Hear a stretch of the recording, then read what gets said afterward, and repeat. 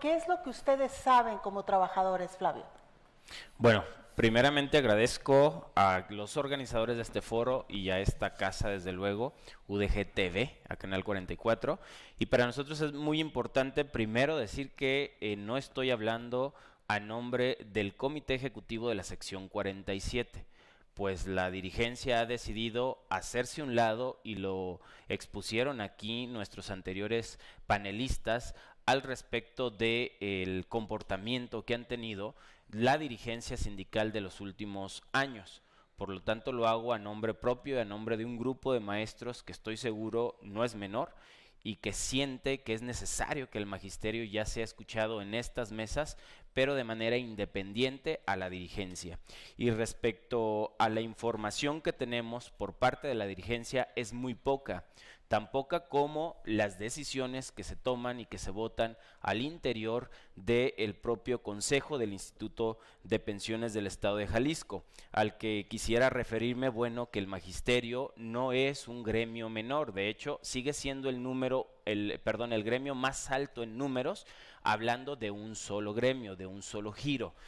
Por lo tanto, el magisterio sigue siendo el socio mayoritario de un solo gremio con 33,000, un poco más, de activos y casi los 18,000 jubilados. No es posible que un socio fundador que estuvo en la primera piedra, que vio erigirse en el Congreso del Estado en enero del 54 por primera vez la ley del instituto, y no es posible que hoy estemos carente de la información necesaria para que los trabajadores participen en la construcción de una eventual o del intento que hay por hacer una reforma al Instituto de Pensiones. También quiero hacer mención que en 2009 el magisterio, y también lo comentaron los panelistas hace un momento, participó activamente. Lamentablemente fueron engañados o fuimos engañados. Hubo un sector del magisterio que salimos a manifestarnos en contra porque advertíamos precisamente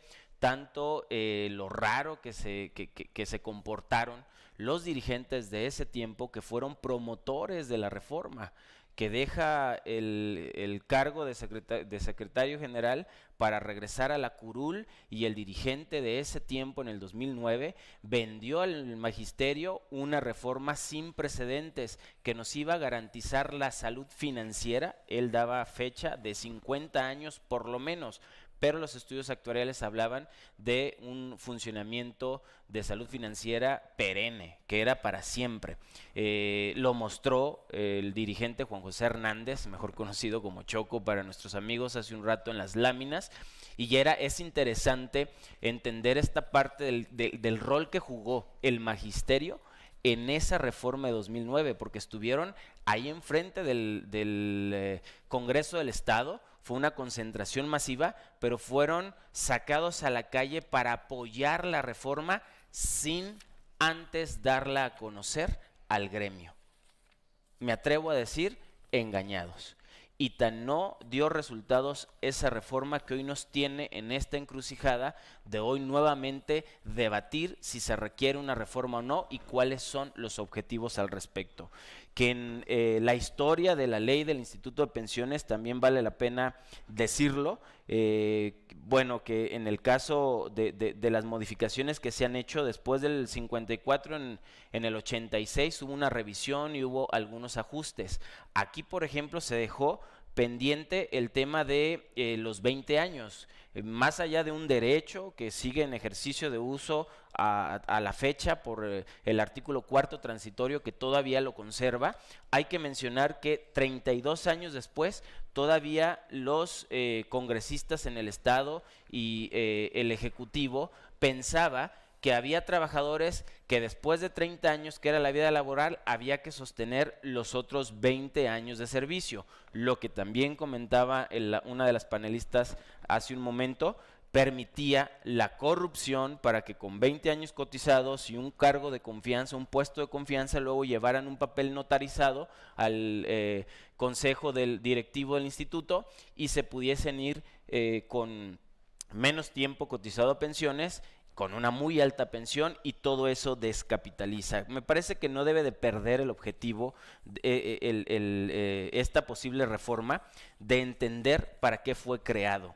Necesitamos ponderar el empleo de las personas, sin duda, y aquí hay un hueco en el tema del magisterio, porque las plazas han venido a menos, en lugar de conservar las que se tiene e incluso pensar en crear nuevas claves de cobro. Y ya hay una especie de estrangulamiento hacia las instituciones educativas que hoy establecen un RAM, una relación alumno-maestro, y de manera unilateral están diciendo en Secretaría de Educación, ahí ya no se requiere el intendente, ahí ya no se requiere el maestro. Me parece que esto debe ser analizado de manera integral.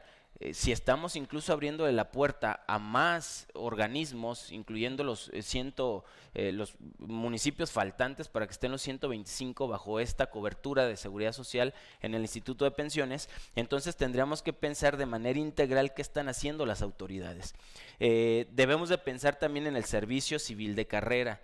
Esto es importantísimo. Los trabajadores agremiados pueden tener una trayectoria ascendente en sus ingresos para promociones tanto horizontales como verticales, y estas deberían de ser consideradas todas para la pensión. Por lo tanto, me parece que también debe de ir un análisis a fondo, aunque sean medidas que algunos gremios o por la diversidad de gremios que se tengan no va a estar sujeta a una reforma. Entonces el planteamiento es desde el interior, con la reglamentación del instituto, qué es lo que se considera para efectos de la cotización de la pensión, porque el magisterio está muy golpeado al respecto. Todo esto es información que deberíamos de tener. La rendición de cuentas que cada mes tienen los integrantes del consejo y que para efecto del comité ejecutivo de la sección 47 no dan cuentas de lo que se hace. Pasó la inversión de Ciudad Judicial Laboral sin habernos avisado, y ya lo hemos discutido en diversos foros. Un engaño. ¿Cómo es posible una inversión que hasta después del año 13 vas a ver ganancias? Te presto terreno y te presto el dinero, y la vida que le dan hoy al instituto, aún con esos 4 engañosos años, con este nuevo estudio actuarial que dicen tener, nos da todavía 12 años de salud financiera y recuperaríamos la inversión total hasta después del año 13. Me parece inaceptable. Muy bien, gracias Flavio Mendoza, integrante de la sección 47 del Sindicato Nacional de Trabajadores de la Educación. Le recordamos a nuestra audiencia que esta es una serie de foros. Escuchábamos ya en la primera mesa que se celebró hace algunos minutos.